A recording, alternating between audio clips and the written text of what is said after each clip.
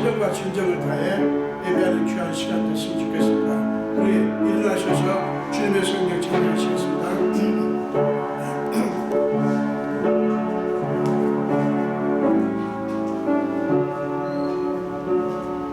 주님의 성령 지금 이곳에 임하소서.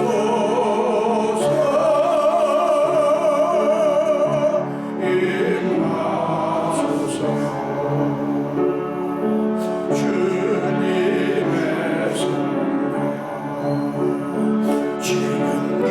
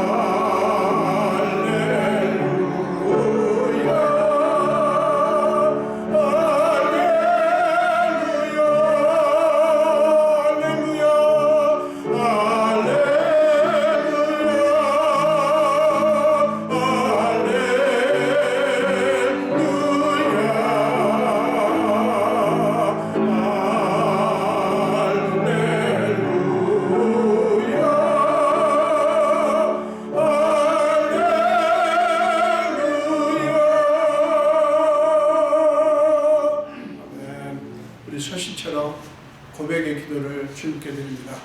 다 같이 기도하겠습니다.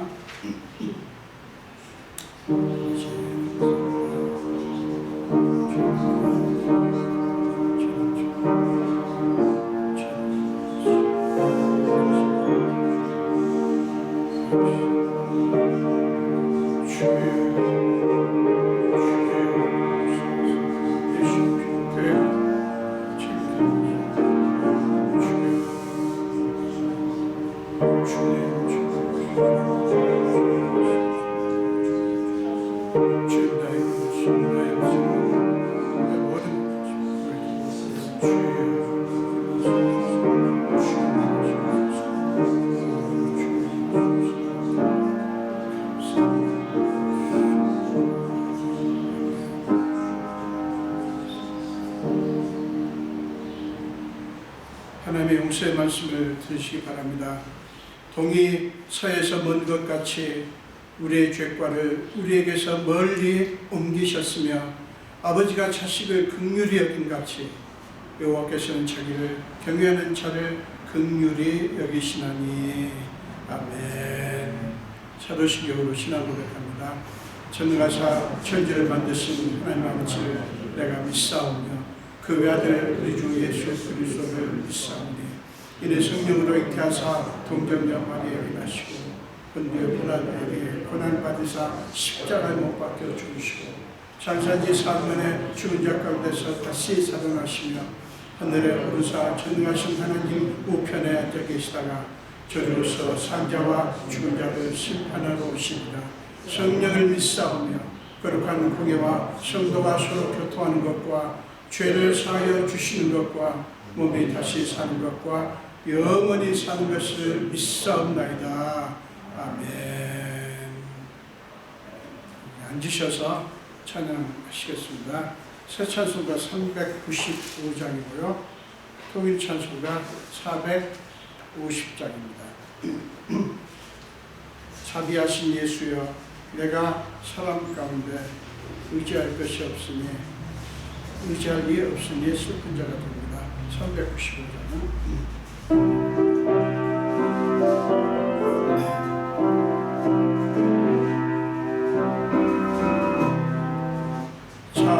자비하신 예수여, 내가 사람 가운데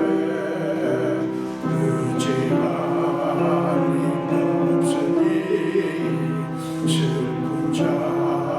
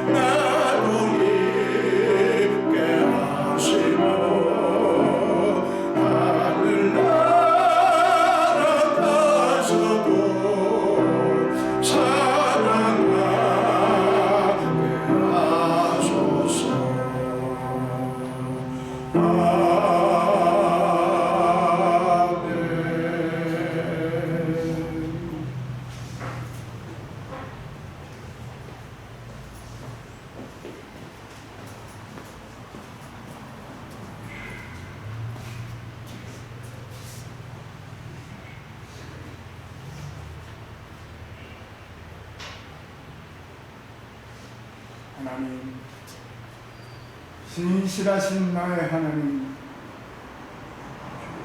나의 힘이 되신 여호와여, 내가 주를 사랑하나이다.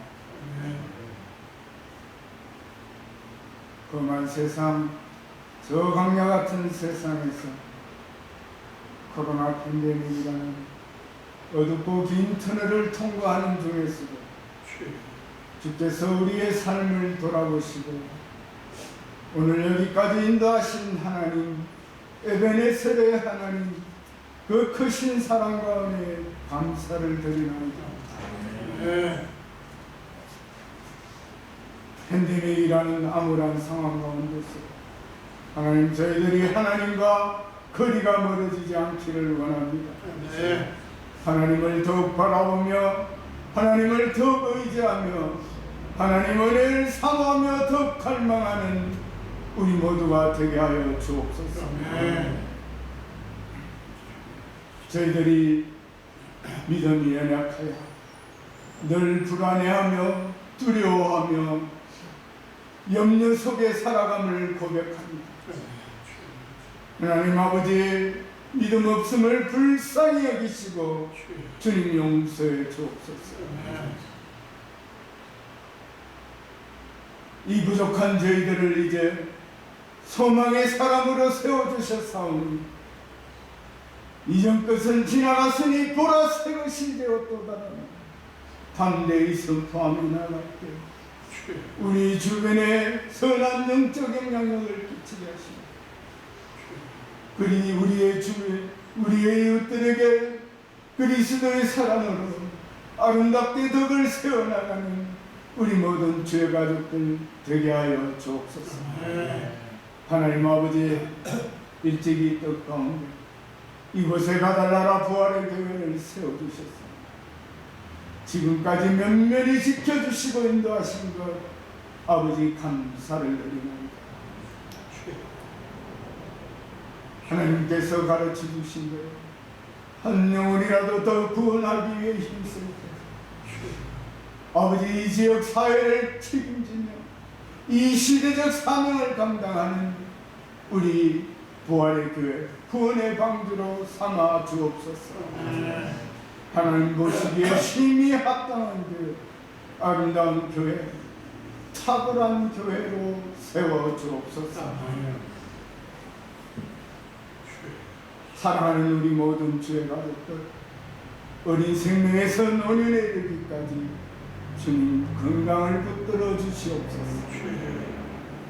우리 가정과 일터와 사업장을 주님 축복하시고 하나님 은혜가 늘 충만한 가운데로 인도하여 주옵소서. 아버지 하나님, 다니엘 담임 목사님 세워주신 것 참으로 감사를 드리나이다. 영육간의 강건함으로 붙들어 주시고 맡겨주신 이 백성들을 섬기며 돌보기며 부족함이 없도록 그 모든 여건과 환경을 주님 허락해 주옵소서. 오늘 말씀을 들고 서실 때, 선포하실 때 성령님 함께 하셔서 하나라도 땅에 떨어짐이 없게 하신 그 말씀이 우리들 마음판에 새겨질 때 하나님 말씀대로 살기 위해 몸부림치는 우리 모두가 되게 하여 주옵소서. 아버지 하나님, 우리 목사님 가정 하나님께로 향한 간절한 기도 제목이 있습니다. 아버지 하나님 들으시고 반드시 하나님의 때와 방법으로 응답하시는 은총이 있게 하여 주옵소서. 내가 여호와를 기다렸더니 귀를 기울이사 나의 부르짖음을 들으셨도다. 그 하나로 기가 막힐 운동이 수lum에서 끌어올리셨도다. 이 고백의 말씀이 우리 목사님과 우리 모두의 고백이 될 수 있도록 주님 역사해 주옵소서. 아버지, 오늘 저희들이 드리는 이 예배가 하나님 기쁘게 받으시는 거룩한 산제사가 되게 하여 주옵소서. 모든 것이 하나님 은혜요.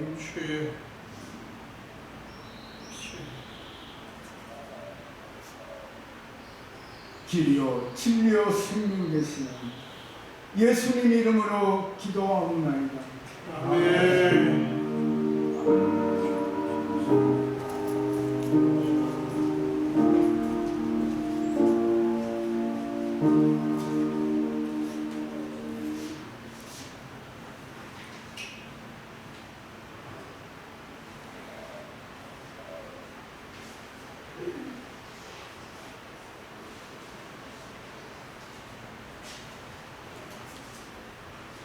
오늘 함께 나누실 말씀은 창세기 32장입니다. 창세기 32장 24절에서 32절까지입니다. 창세기 32장 24절에서 32절까지요.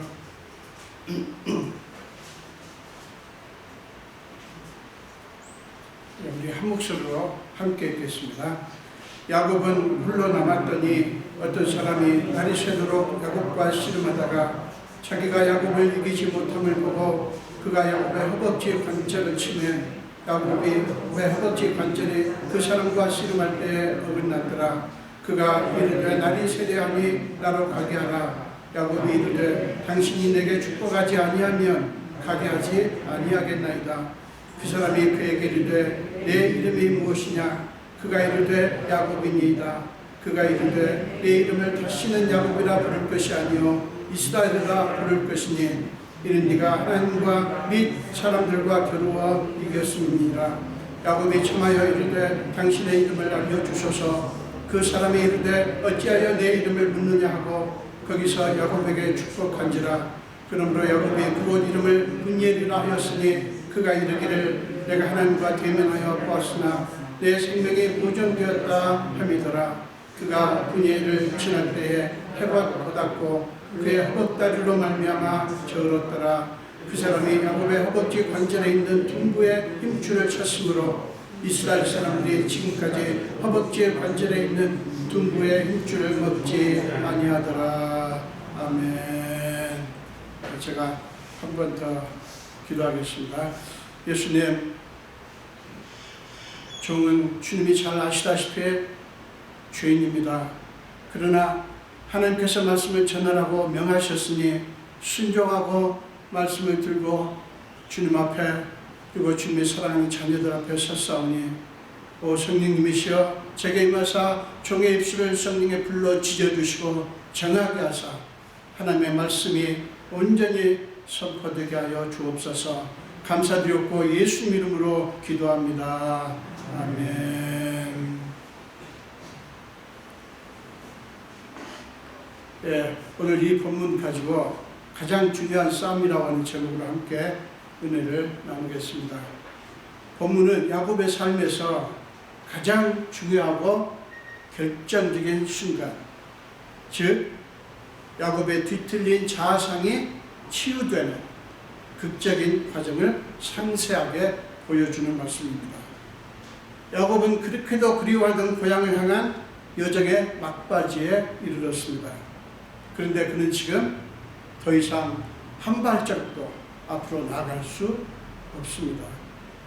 이런 방법, 저런 방법 다 써봤지만 사라지지 않는 형에 대한 두려움 때문이에요.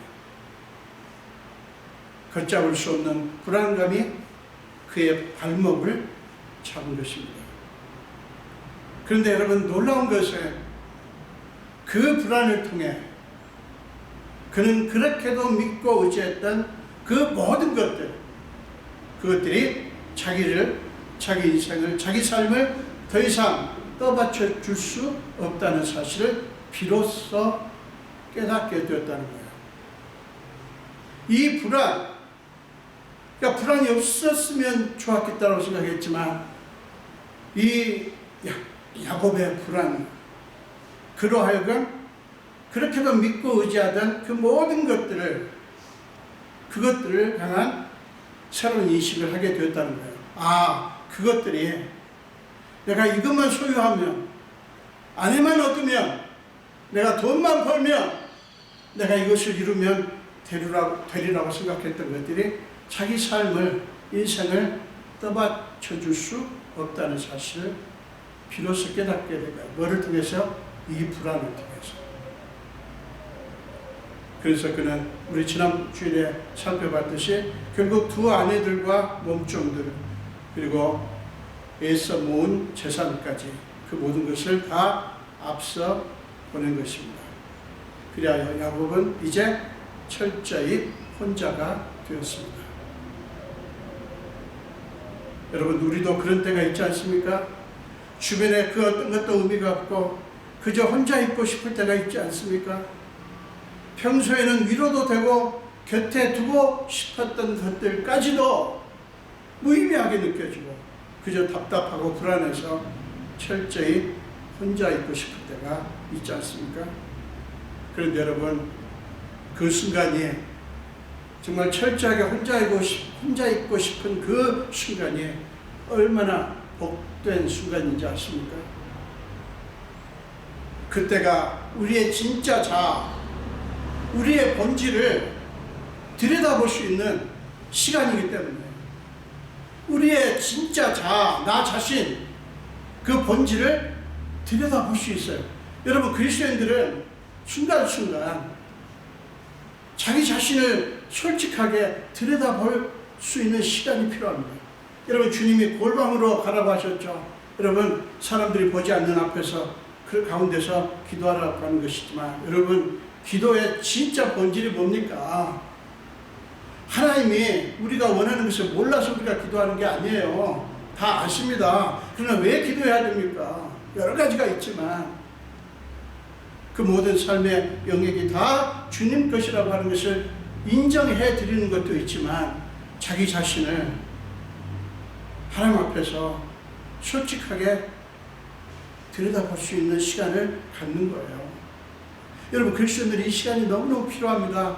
여러분, 바쁘시죠? 그러나 순간순간 여러분이 사업을 하시면서 바쁘지만 그 순간순간 단 2분이라도 단 3분이라도 여러분 자아를 들여다볼 수 있어야 돼요. 내가 누군가? 그거를 들여다보는 시간이 필요하다고요. 많은 사람들이 수많은 장식들을 걸치고 삽니다. 그리고 그것이 자기라고 착각해요. 내가 이런 권세를 얻었으니 이 권세가 나야. 내가 지난주에도 우리 같이 나눴지만 내가 이렇게 많은 돈을 벌었으니 이게 나야. 그 일부죠. 일부는 물론 됩니다. 이게 굉장히 중요한 거예요. 많은 장식들을 걸치고 그것들을 자기라고 착각해요. 그렇기 때문에 여러분, 그것들 중에 하나라도 없어지면, 사라지면 어떻게 됩니까? 내 자아가 다 무너질 것 같아요. 그래서 절망을 합니다. 그게 자기이기 때문에, 자기라고 믿었기 때문에, 자기라고 믿었던 게 사라진 거예요. 그러니 얼마나 절망이 되겠어요.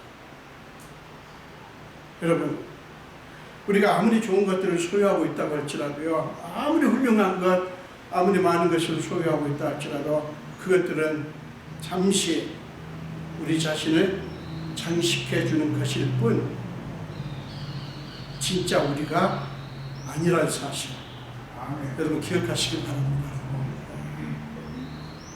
여러분, 우리는 빈손으로 왔다가 빈손으로 갈 수밖에 없는 존재 아닙니까? 디모데전서 6장 7절에서 뭐라고 말씀합니까? 바울이 디모데전서 6장 7절입니다. 우리가 세상에 아무것도 가지고 온 것이 없음에 또한 아무것도 가지고 가지 못하리니, 이렇게 말씀하지 않습니다. 그렇습니다. 전혀 어떤 것으로도 장식되지 않은 알맹이, 그게 진짜 우리고 그게 우리 본질 아닙니까? 여러분, 이걸 아는 게 너무너무 중요해요. 사람들이 자기가 아닌 것을 자기라고 착각하면서 사는 사람들이 얼마나 많습니까? 잠시 입고 있는 옷과 같은 것 뿐인데 그게 자기래요. 아니에요. 여러분, 야곱이 그런 사람이었어요. 지금까지 그는 이것저것 자기가 원하는 것들을 얻어서 그것들로 자신을 장식하는 삶을 살았어요. 그래서 죽기 살기로 애를 써서 많은 것들을 얻었죠. 그리고 그 얻은 것들을 자기라고 생각하며 살았어요. 그런데 지금 그는 자기 자신을 포장했던 수많은 포장지들을 다 뜯어내야 되는 그런 상황을 맞은 거예요. 우리의 포장지, 우리 자아를 포장하고 있는 수많은 것들, 그것들을 다 뜯어내야 되는 그런 상황을 맞을 때가 있다고요. 근데 그게 축복이에요. 그게. 포장지가 뜯어지면 거의 죽을 정도로 되는 분들이 있어요. 왜 그렇습니까? 그거를 자기라고 생각했기 때문에. 아니에요. 그건 포장지일 뿐이에요. 여러분들 입고 있는, 장식하고 있는 여러 가지 장신구일 뿐이고요. 입고 있는 옷일 뿐이에요. 지금 야곱은 여지없이 자기를 포장하고 장식하고 있던 모든 것들을 다 벗어버리고 뜯어버려야 되는 상황을 맞은 거예요. 사실 야곱이 이렇게 철저하게 혼자의 순간을 맞은 건 정말 오랜만이었어요. 20년 전 형의 분노를 피해 도망치던 그때 이후 오랜만에 다시 혼자가 되었습니다. 그때는 어쩔 수 없이 혼자였지만 지금은 선택적으로 혼자가 되었습니다.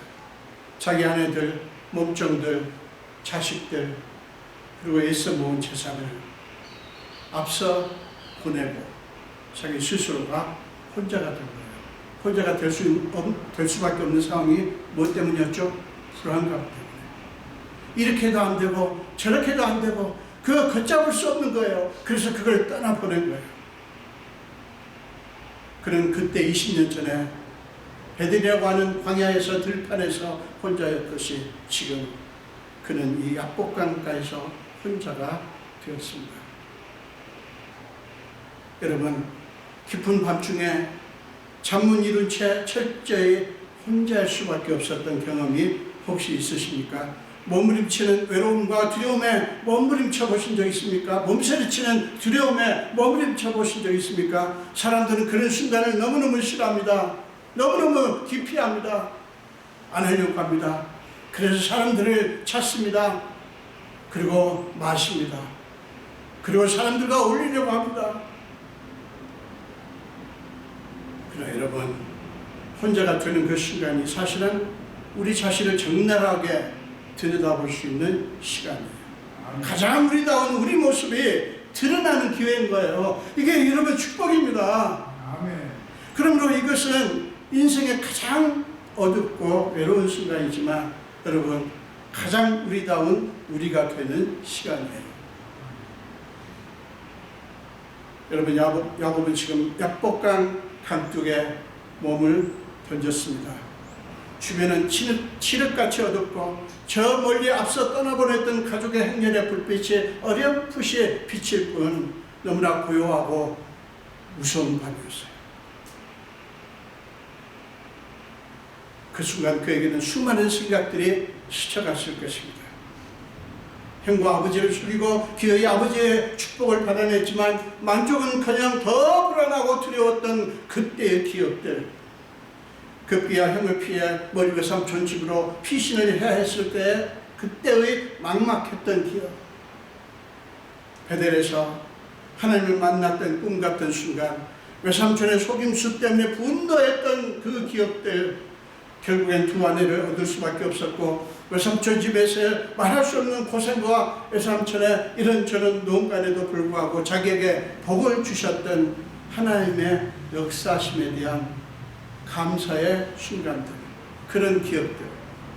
여러분, 그에게 지난 20년간의 세월은 그야말로 파란만장했습니다. 그는 야복강가에서 깊은 고뇌 속에 빠져들었습니다. 도대체 무엇이 문제란 말인가? 얻고자 하는 것들을 충분히 얻었는데 나는 왜 이렇게 힘든가? 내 미래는 이제 어떻게 될 것인가? 그런 수많은 생각들이 스치면서 답이 없는 고뇌 속에 그는 빠졌습니다. 여러분, 그가 이렇게 불안해하는 것은 단순히 형이 자기를 죽일지도 모른다고 하는 그런 생각 때문이었을까요? 겉으로 드러난 이유는 그런 것 같습니다. 형 때문에, 오로지 형 때문에 불안해하는 것 같습니다. 그러나 여러분, 보다 근원적인 이유는 다른 데 있었어요. 왜 야곱이 이렇게 불안해할 수밖에 없는가? 그보다 근원적인 이유는 다른 데 있었다고요.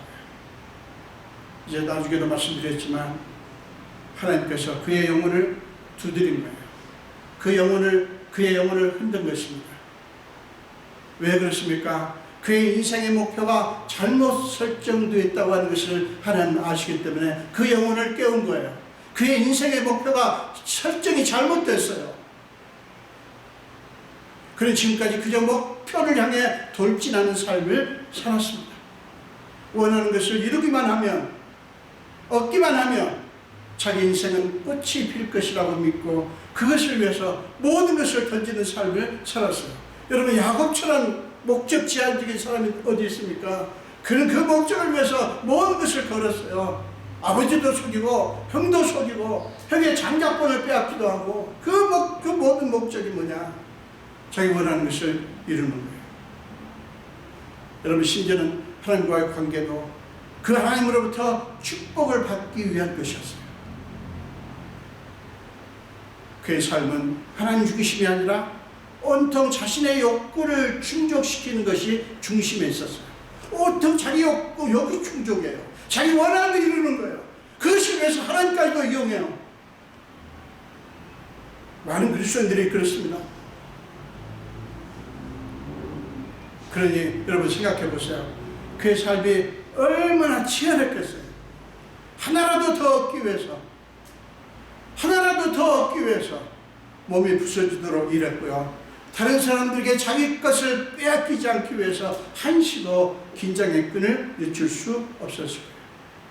여러분, 외삼촌 집에 있으면서 여러분, 외삼촌을 자기도 수없이 속이지 않습니까?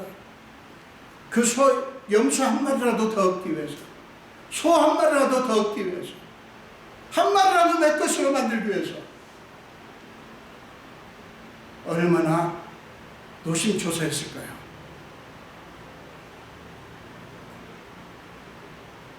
여러분, 지금 야곱이 얻은 모든 소유는 그렇게 치열하게 싸워서 얻은 거예요. 자, 그렇다면 여러분, 그가 열심히 살았던 것 자체가 문제입니까? 그렇게 치열하게 열심히 살았던 것 자체가 문제입니까? 아니에요. 그게 아니에요. 여러분, 이 험한 세상에서 우리는 치열하게 열심히 살아야 됩니다. 사업하시는 분들은 사업에 신실하게 열심을 다하고요. 치열하게 사업을 하고요. 홍량홍량. 그게 가볍게 하는 것이 아니라 정말 온몸을 들여서 온 정성을 다해서 여러분 사업에 신실하게 치열하게 싸우지 않으면 어떻게 얻겠어요? 학생은 치열하게 공부해야 돼요. 예수 믿는 우리 그리스도인들은, 학생들은 열심히 공부해야 됩니다. 머리가 좋고 나쁘고 좋은 결과를 말하는 게 아니에요. 죽기 살기로 공부해야 되는 거예요. 저는 그 착각을 했었어요. 옛날에 검정고시 수없이 떨어지면서 여러분, 이 은혜를 받아야 된다고. 맞아요. 은혜 받아야 될 거 맞는데 공부는 소홀히 하고요. 이렇게 기도나 하고 있고 성경이나 읽고 있고 그래야 된다고 생각해요. 여러분, 기도하고 성경 읽는 게 뭐가 나쁩니까? 읽어야죠, 당연히. 그런데 문제, 제가 착각한 것은 뭐예요? 내가 지금 공부, 이것도 신실하게 해야 되는데 그거를 제대로 안 했던 거예요. 수없이 떨어진 이유가 거기 있었더라고요. 열심히 살아야 됩니다. 치열하게 살아야 됩니다. 근데 문제는 무엇을 위해서, 무엇을 중심으로 그렇게 치열하게 사는가 하는 게 중요한 거예요. 여러분, 세상 사람들의 치열함은 뭡니까? 자기 자신이 중심이고요. 자신을 위한 거예요. 자기를 위해서 얻는 것입니다. 그러나 하나님의 자녀인 우리의 치열함은 뭡니까? 하나님 중심이고 하나님을 위한 거예요. 다릅니다. 다릅니다. 여러분들이 하나님께 맡기고 하나님께 기도한다는 그런 것 때문에 혹시 여러분들이 인간적으로 최선을 다하고 치열하게 싸워야 되는 부분을 간과하지 마시기 바랍니다. 하나님을 우리의 주인으로 삼고 그분을 위해서 그분과 함께 그분 안에서 치열하게 사는 게 우리 그리스도인의 모습이에요. 여러분, 그분을 위해서 그분과 함께 그분 안에서 우리는 치열하게 싸우는 것입니다. 야곱의 문제가 그것이었어요. 순전히 자기 욕심을 위해서 산 거예요. 자기 욕심을 위해서 그렇게 치열하게 열심히 하나라도 더 얻기 위해서, 빼앗기지 않기 위해서 몸부림친 거예요. 순전히 자기 자신을 위해서. 그렇기 때문에 자기의 뜻을 이루고 참으로 많은 것을 얻었지만 걷잡을 수 없는 슬픔과 불안과 두려움과 외로움이 그를 짓눌렀던 거예요. 왜요? 그것을 지금 잃을 위기에 놓였잖아요. 자기라고 생각하는, 그게 자기라고, 그 소유가 자기라고 생각했는데 그걸 잃을지 모르는 위험한 상황 속에 있잖아요. 그러니까 이렇게 불안한 거예요. 여러분 기억하십시오. 형을 만나야 하는 이 순간의 불안은요, 사실은 그의 영혼의 근원적인 문제를 들추어내는 매개체일 뿐이에요. 여러분, 아까도 말씀드렸지만 형과의 문제만 없었으면 괜찮을 것이다? 아니에요. 하나님께서 그를 사랑하셨기 때문에 그 영혼을 살리기 위해서 그 영혼을 뒤흔든 거예요. 형을 인한 이 불안은 그냥 그 영혼의 근원적인 문제를 들추어내는 매개체일 뿐이에요. 한참을 그렇게 몸부림치고 있는데 어떤 알 수 없는 존재가 그를 붙들고 넘어뜨리려고 하는 것을 그는 알아차립니다. 야곱은 그가 누구인지 알 수 없었지만 본능적으로 넘어지지 않기 위해서 버텼습니다. 여러분, 그가 누구였을까요?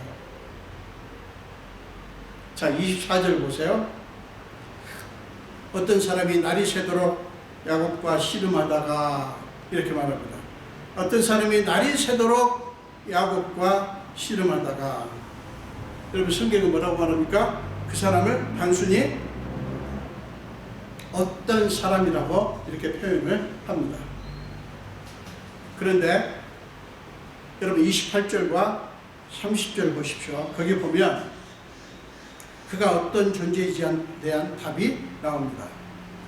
28절에서는 야곱과 밤새도록 씨름한 그 사람이 네가 하나님과 및 사람들과 겨루어, 이렇게 말씀했고요. 30절에서는 야곱 자신이 내가 하나님과 대면하여 보았으나, 이렇게 고백합니다. 내가 하나님과 대면했다고 야곱은 말씀을 하는 거예요.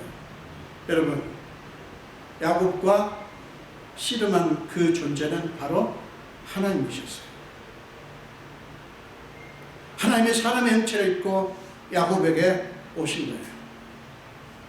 야곱이 지금까지 살면서 여러 관계 속에서 발생했던 수많은 문제들을 돌아보면서 몸부림치며 처절하게 싸우고 있는 그 싸움 속에 하나님이 찾아오신 거예요. 하나님이 야곱의 씨름 속에 들어오셔서 야곱과 함께 씨름을 하신 것입니다. 자신의 영혼의 문제를 위한 야곱의 내면의 싸움 속에 하나님이 오셔서 그를 만나주신 거예요. 사랑하는 여러분, 25절부터 28절까지 보면 그 중에서 특히 25절이 흥미롭습니다. 이렇게 말씀하죠. 자기가 야곱을 이기지 못함을 보고 그가 야곱의 허벅지 관절을 치매, 야곱의 허벅지 관절이 그 사람과 씨름할 때 어긋났더라. 자, 야곱과 씨름한 그 사람, 누구예요? 즉 하나님이 야곱을 이기지 못했다 이렇게 표현합니다. 여러분 이게 말이 됩니까? 하나님이 어떻게 야곱과 씨름해서 이기지 못합니까? 여러분 이게 말이 됩니까? 하나님이 우리와 싸워서 우리를 이기지 못합니까? 여러분 여기에 놀라운 비밀이 있어요. 여러분 잘 기억하십시오. 무슨 비밀입니까? 하나님은요 애초에 야곱을 이기려고 싸움을 시작한 게 아니셨던 거예요. 여러분 하나님이 야곱을 이겨먹으려고 싸움을 시작한 게 아니라고요. 하나님 우리와 씨름하실 때 우리를 이기기 위해서 씨름하시는 게 아니에요. 여러분 많은 사람들이 착각합니다. 하나님은 언제나 우리를 이겨먹으려고 우리를 이겨서 승리감을 만끽하시고 우리를 코를 납작하게 하려고 그러시는 분이 아니에요. 야곱과 동등한 존재로 야곱에게 오셨던 거예요. 바울은 그것을 빌립보서 2장 6절에서 8절에서 이렇게 표현합니다. 그는 근본 하나님의 본체시나 하나님과 동등됨을 취할 것으로 여기지 아니하시고 오히려 자기를 비워 종의 형체를 가지사 사람들과 같이 되셨고 사람의 모양으로 나타나사 자기를 낮추시고 죽기까지 복종하셨으니 곧 십자가에 죽으십니다. 하나님이 야곱을 긍휼히 여기사 야곱과 보조를 맞추시고 야곱을 위해서 져주시는 방식으로 그 씨름을 마무리하시려고 합니다. 여러분 기억하십시오. 하나님은 우리를 이겨먹으려고 싸움을 하시는 게 아니라 우리를 긍휼히 여기시고 그렇기 때문에 우리가 보조를 맞추십니다. 힘을 빼요. 여러분 손자 손녀와 싸울 때 씨름한다고 합시다. 그런 분들 더러 있어요. 손자 손녀 못 이깁니까? 아무것도 아니죠. 그러나 어떤 할아버지 할머니가 자기 손녀 손자를 이겨먹고 야 내가 이겼다 너 힘없지? 그런 할아버지 할머니가 어디 있어요? 하나님이 저와 여러분을 향해서 그렇게 하십니다. 그렇게 하셔요. 하나님이 져주시니까 망정이지 하나님께서 우리를 이겨먹으려고 했으면 살아남을 사람 어디 있겠어요? 사랑 여러분 이 씨름에서 여러분 그걸 놓치지 마셔야 돼요. 하나님 우리도 지금도 우리와 씨름하시기 위해서 오십니다. 우리를 뒤흔듭니다. 우리와 싸웁니다. 여러분 왜 그런 줄 아세요? 하나님께서 우리에게 왜 씨름을 거시는 줄 아세요? 우리에게 은혜를 베푸시기 위해서 우리의 자아를 변화시켜서 우리의 자아를 바꿔가지고 하나님이 기뻐하시는 자아로 만들어서 하나님이 원하시는 것들을 쏟아부어 주기 위해서 그러시는 거예요. 하나님은 언제나 그렇게 하십니다. 그리고 하나님은 그의 허벅지 관절을 칩니다. 평생을 절면서 살게 하십니다. 사랑하는 여러분 그게 뭔지 아세요? 너는 내 것이다. 나는 너를 사랑한다. 라는 사랑의 흔적이에요. 여러분 야곱이 지금 관절에 문제를 맞게 된 것은 하나님께서 흔적을 그에게 남기신 거예요. 너는 내 것이다. 여러분 서부왕 같은 데 보세요. 얼마나 많은 소가 있는데 그 목장주가 소에다가 뭐를 찍죠? 그 뭐라 그러죠? 예? 엉덩이에다가 그 자기 그 농장의 마크를 찍습니다. 너는 내 것이다. 야곱에게 야 야곱아 너는 내 것이다. 내가 너를 이렇게 사랑한다. 라고 하는 사랑의 흔적을 야곱에게 남기신 거예요.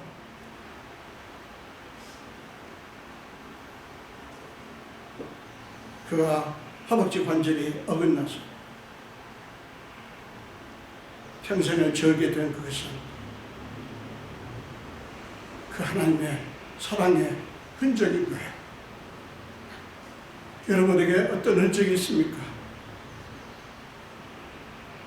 저에게도 많은 흔적들이 있습니다. 하나님이 전적으로 저를 붙들어 주셨던 그것을 도저히 부인할 수 없고 부정할 수 없게 만드는 하나님의 은혜구나. 하나님이 나를 이렇게 불쌍히 여기셨구나. 이거를 그냥 두고두고 생각나게 하는 그런 흔적들이 있어요. 여러분에게도 그런 흔적이 있으시리라 믿습니다. 날이 셀 즈음 그 사람이 야곱에게 이렇게 요구를 합니다. 날이 세려하니 나로 가게 하라. 그때 야곱은 재빨리 당신이 내게 축복하지 아니하면 가게 하지 아니하겠나이다 라고 응답합니다. 그분이 하나님이신 것을 안 야곱은 그 기회를 놓치지 않고 축복해 달라고 간청을 한 거예요. 그러자 하나님은 야곱이라는 그의 이름을 하나님과 겨루어 이겼다라고 하는 것을 의미하는 이스라엘이라는 이름으로 바꾸어 주십니다. 여러분, 하나님은 이것을 위해서 이렇게 하시려고 야곱에게 오셔서 씨름을 시작하신 거예요. 이것을 위해서, 야곱을 바꿔주기 위해서, 야곱을 축복하시기 위해서 그렇게 하시려고 야곱에 오셔서 씨름을 하신 거예요. 여러분, 얼마나 놀라운 은혜입니까? 얼마나 놀라운 사랑입니까? 하나님은 야곱의 영혼을 깨끗이 치유하시고 그에게 전혀 새로운 정체성을 부어주셨어요. 사랑하는 여러분, 야곱은 이제 자기가 원하는 자아가 아니라, 자기가 원하는 자기가 아니라 하나님이 원하는 자아로 바뀐 거예요. 하나님이 원하는 야곱으로 바뀌었다고요. 지금까지는 야곱 지가 원하는 저예요. 지 자신이에요. 그러나 이제는 하나님이 원하는 야곱으로 바뀐 거예요. 드디어 그는 하나님의 사람이 된 것입니다. 사랑하는 여러분, 하나님이 여러분에게도 그렇게 해주시도록 그분께 맡기시지 않겠어요? 여러분의 정체성을 바꿔주시도록 하나님이 함께하는 사람, 하나님이 붙드는 사람, 하나님께서 전적으로 책임지는 사람으로 해주시도록 그분께 맡기시지 않겠습니까? 여러분, 하나님이 여러분에게 씨름을 거실 때 때로 그런 때가 있을 거예요. 씨름을 거신다고 하는 것은 여러분을 고통스럽게 하는 때예요. 여러분을 외롭게 하는 때고 여러분을 힘들게 하는 때입니다. 근데 그때가 여러분에게 하나님이 씨름을 거시는 때고요. 왜 씨름을 거십니까? 여러분에게 새로운 은혜를 주시기 위해서. 그럴 때 여러분 놀라거나 두려워하지 마십시오. 놀라거나 두려워하지 마십시오. 여러분, 이것이 무엇을 보여줍니까? 야곱이 풀어야 될 가장 중요한 문제는 하나님과 관계였던 거예요. 그는 그동안 하나님과의 관계 자체에는 관심을 두지 않았어요. 그저 자기 자신의 욕구를 채우기 위해서 급급했고요. 그것을 위해서 하나님까지 이용했다고요. 그런 야곱에게 하나님이 가시파사 그의 진짜 문제가 무엇인가를 보여주신 거예요. 사랑하는 여러분, 기억하십시오. 야곱을 이 상황으로 몰아가신 분은 하나님이셨어요. 야곱을 이 상황으로 몰아가신 것은 하나님이셨어요. 저와 여러분에게도 하나님은 그렇게 하십니다. 그거 싫으세요? 저는 그거 원할 거예요. 하나님의 뜻대로 하나님의 계획을 이루시기 위해서 저를 몰아가시기를 저는 원합니다. 왜요? 그 끝은 놀라운 축복이기 때문에. 야곱으로서는 괴로웠지만 그게 하나님이 그를 사랑하시는 사랑의 방식이었던 거예요. 마틴 부버는 야곱의 씨름에 대해서 이렇게 말합니다. 야곱의 씨름은 모든 사람들이 맞닥뜨리고 있는 존재론적이고 그는 근본적인 질문과의 씨름을 은유적으로 보여주는 것이다. 여러분, 마틴 부버가 지적하는 것은 뭡니까? 인간의 문제의 근원은 죄로 말미암아 하나님과 관계가 뒤틀렸다는 것이고요. 인간의 모든 문제들은 거기서부터 파생된 것이라는 것입니다. 따라서 그 문제를 해결하기까지는, 즉 하나님과의 관계 문제를 해결하기까지는 인생의 근본 문제는 결코 풀리지 않는다고 말하는 거예요. 여러분, 야곱의 그날 밤 외롭고 불안하고 괴로웠던 그날 밤의 씨름은 야곱의 삶에서 가장 중요한 터닝 포인트, 전환점이 되었어요. 그 전까지는 그저 자기 자신이 자기 인생인 드라마의 연출자였어요. 감독이었다고요. 그저 자기가 계획하고 자기의 지혜와 노력으로 자기의 삶을 사는 삶이었어요. 그러니 여러분 생각해 보세요. 늘 두려워하고 경계하고 주변 사람들과 끊임없이 다툴 수밖에 없었죠. 원하는 것이 없고 또 없고 또 얻어도 채워지지 않는 공허함이 밀려드는 삶이었다. 지금 야곱이 이렇게 불안해하고 두려웠던 것은 형의 문제만이 아니라 바로 그 문제 때문이었어요. 자기가 자기 인생의 주인이 돼서 자기가 그 삶을 자기 생각대로 끌어가야 되니까 하나님은 그저 들러리로 모실 뿐 하나님까지 이용해서 자기 욕구 충족을 채우려고 하니 얼마나 피곤한 인생이었겠어요. 선 여러분, 그날 밤 야곱의 싸움의 의미는 뭔지 아십니까? 자기 안에 그렇게도 오랫동안 자리 잡고 있으면서 괴롭혔던 의심과 두려움, 공허함과 끝없는 불안의 어두운 그림자와의 씨름이었어요. 그래야 그는 드디어 그 어두운 그림자에서 벗어나 하나님이 붙들어 주시는 사람이 되었습니다. 사랑하는 여러분, 이제 야곱은 지금까지 경험하지 못했던 평안을 얻었어요. 그것은 세상이 주는 것과 전혀 다른 하나님의 평안이었습니다.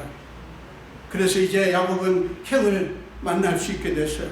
만날 수 있는 마음의 준비가 된 거예요. 형을 만나도 괜찮겠다라고 생각한 거예요. 여러분, 뭐가 바뀌었습니까? 형이 바뀌었습니까? 아니에요. 야곱이 바뀐 거예요. 형이 바뀐 게 아니라 야곱이 바뀐 거예요. 이제 야곱은 형이 자기를 받아주든 그렇지 않든 상관하지 않게 되었어요.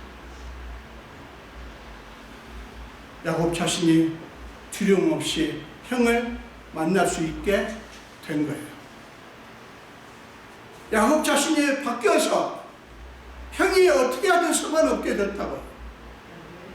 참 여러분, 우리를 힘들게 하던 상대방이나 상황이 바뀌기만을 기다리지 마십시오. 여러분, 이 상황이 바뀌어야 내가 평안할 것이다. 예, 맞습니다. 그것도 있습니다. 그러나 그 평안은 오래가지 못해요. 우리 자신이 먼저 바뀌어야 돼요. 내가 바뀌어야 돼요. 내가. 아멘.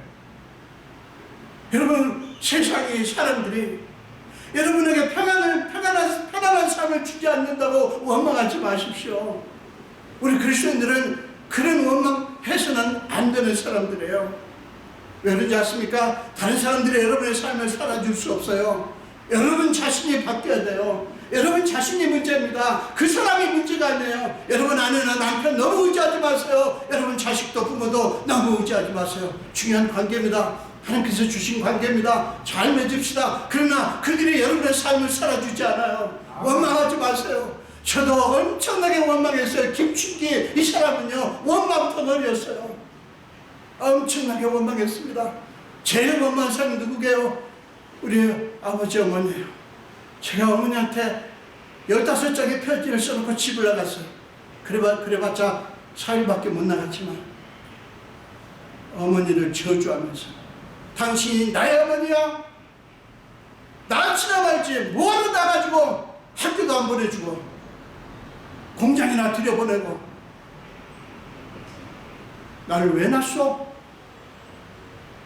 얼마나 미워하고 얼마나 원망했는지 몰라. 저는 이 말씀을 준비하면서 이게 바로 나다. 남 얘기할 것 없이 이게 나다. 여러분 서로 사랑하십시오. 부부간에 여러분의 남편이 여러분의 아내가 여러분 삶을 살아주지 않아요. 여러분이 문제예요. 여러분이 바뀌어야 돼요.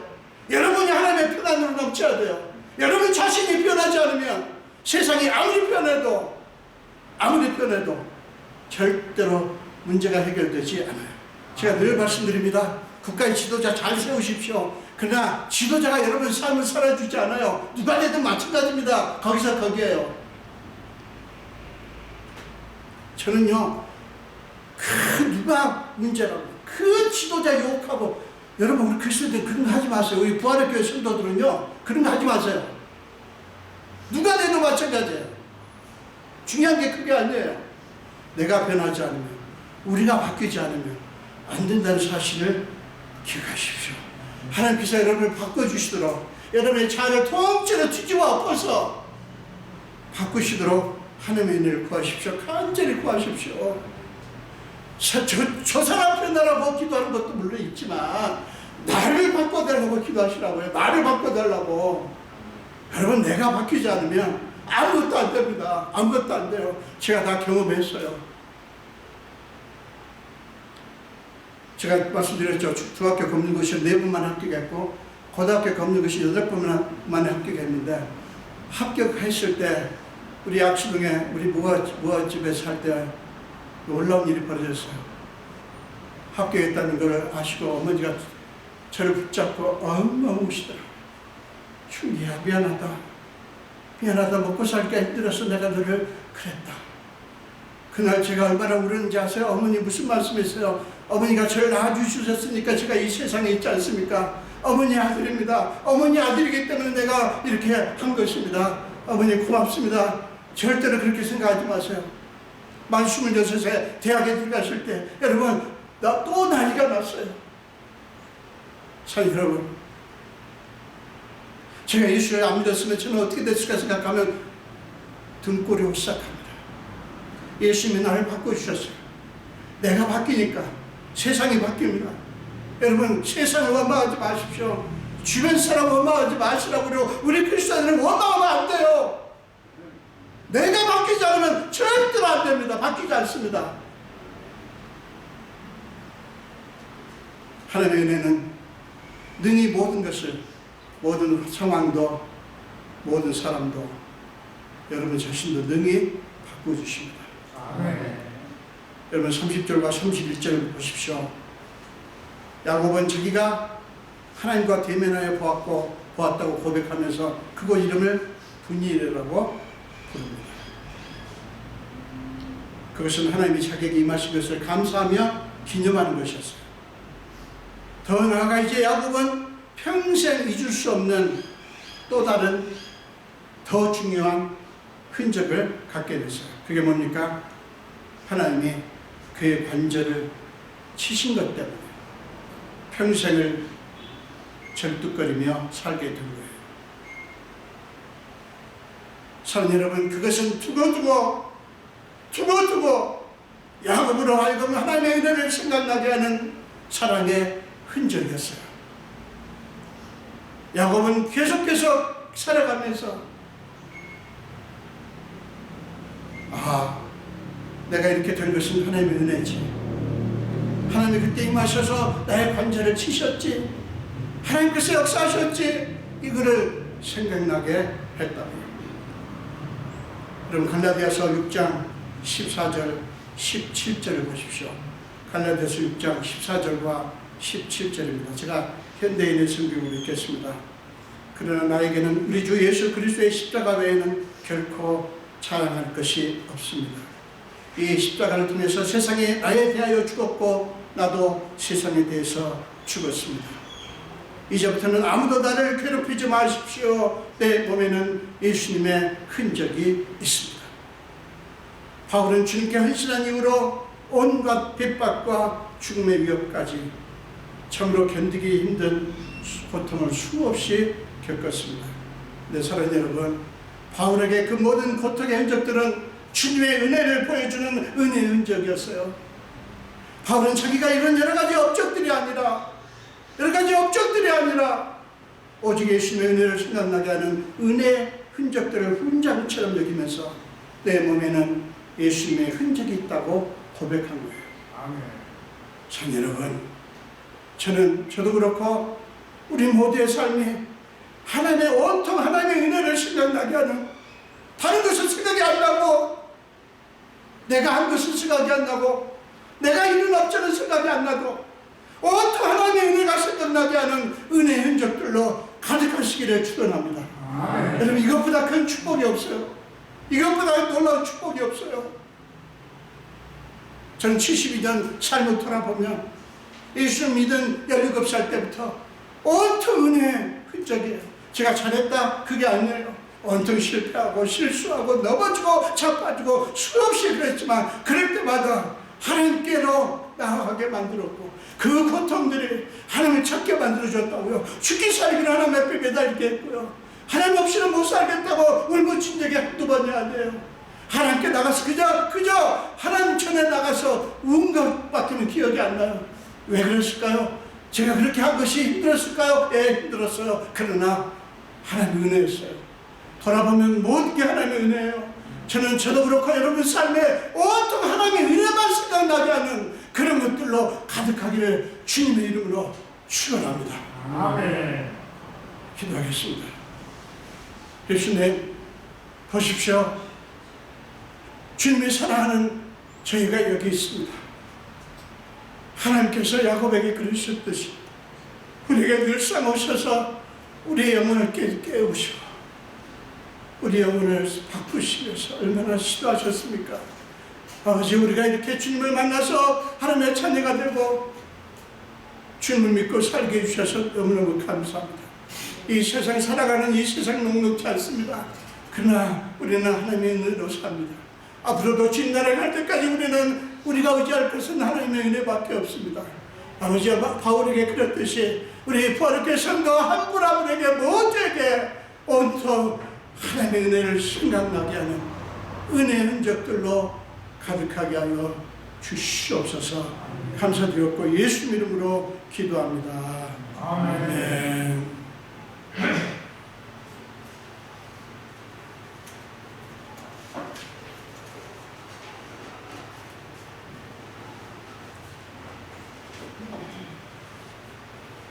우리 찬양 사랑합니다 하시면서 연습하겠습니다.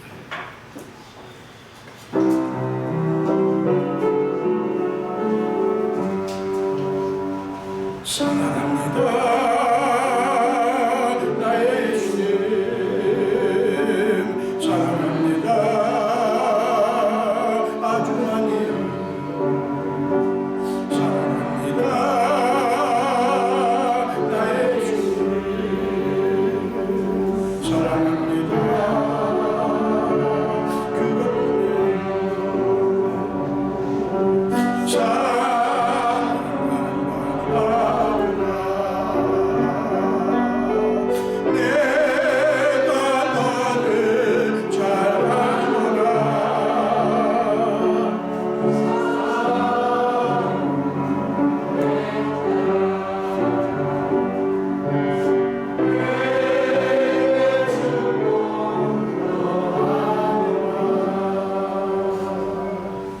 예수님, 여기에 주님이 사랑하는 자녀들이 드린 예물이 있습니다. 아버지여, 이 예물을 위해서 주님이 사랑하는 자녀들이 지난 한 주간 동안 어떻게 살았는지 아시는 주님, 주님을 사랑하기 때문에 이것을 주께 드립니다. 아버지, 하늘을 여셔서 하나님의 사랑하는 자녀들이 오니 하나님께서 부어주시되 저들의 모든 사정과 형편을 아시는 주님, 간절한 마음의 소원도 아시는 주님, 하나님께서 하늘을 여시사 하나님의 수준으로 하나님의 방식대로 마음껏 축복하여 주시옵소서. 특별히 소득 중에서 10분의 1은 구별해서 11조를 드린 분들, 말라기 3장 10절에서 하나님이 친히 하신 약속대로 저들의 삶의 창고가 넘치게 하여 주옵소서. 감사드리고 축복하며 예수 이름으로 기도합니다. 아멘.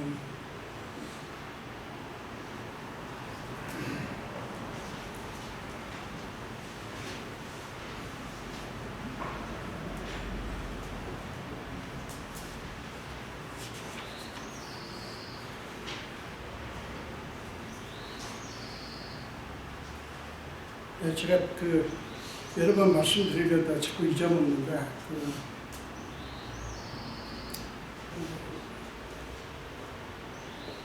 여기에 헌금대가 있었으면 좋겠어요. 그러니까 높지 않아도 되고요. 티테이블 같은 거 여기 있고, 그래서 헌금 주머니를 거기다 두고 그 다음에 이제 가져오실 때도 거기다 내려놓으시고요. 네. 제가 꼭 헌금 주머니를 잡고 기도해야 축복이 더 되는 건 아니겠죠. 네. 그래도 여러분들이 잡기를 원하시면 작고 기도하기를 원하시면 이렇게 하겠습니다만 여기다가 이렇게 하나 좀 준비를 해주시길 부탁드립니다. 오늘까지 세 주에 걸쳐서 창세기 32장을 공부를 했고요. 다음 주에는 여러분들이 무슨 주인지 아시죠? 종려주일이고 그 다음 주간이 고난주간입니다. 그래서 다음 주에 누가복음 15장 12절부터 19절까지 소위 탕자의 비유를 공부를 하려고 합니다. 여러분들이 미리 읽어오시고요. 또 고민도 하고 오시기 바랍니다. 저희 부부는 26일 날 미국에 가는데 제가 이렇게 미리 말씀드린 까닭은 여러분들이 저희 부부를 위해서도 기도해 주시고요. 그 다음에 제가 없는 동안에 교회도 여러분들이 기도해 주시고 우리 허덕상 장님께서 예배를 인도하시고 이렇게 하실 것입니다. 저는 설교만 이제 유튜브에 올려서 여러분들이 그걸 꺼내서 그걸로 말씀을 듣고 이렇게 하도록 하겠습니다. 지금 제가 준비를 하고 있고요. 지금까지 2개를 녹화를 했습니다. 제가 미국 가서 해야 될 일이 여러 가지가 있는데 자세히 말씀드릴 필요는 없겠지만 가자마자 26일 날 도착해서 27일부터 이제 작업을 하려고 그래요. 그래서 그게 빨리 끝날 수 있도록 기도를 해주시기를 부탁을 드립니다. 아마 적어도 5월 한 달 동안은 오기 어려울 것 같고요. 여러분이 어쨌든 가능한 빨리 올 수 있도록 기도해 주시기 바랍니다.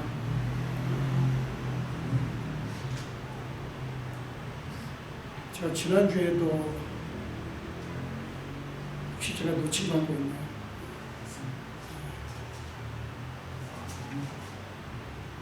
네? 혹시 제가 잊은 거 혹시 이랬으면 좋겠는데 잊어먹은 거 혹시 없으세요? 네?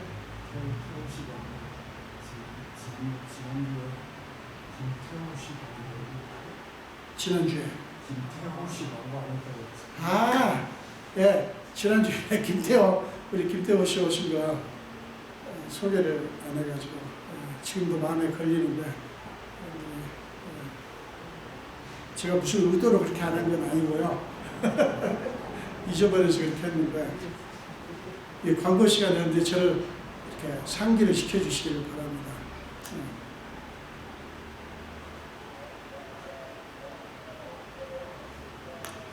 오늘은 우리 하덕경 장님 가정에서 포도를 또 이렇게 사오셨어요. 그래서 예배 마치고 가져가시길 바랍니다.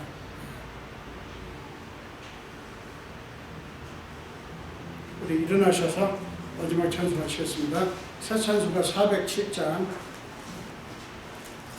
동일 찬송가 465장입니다.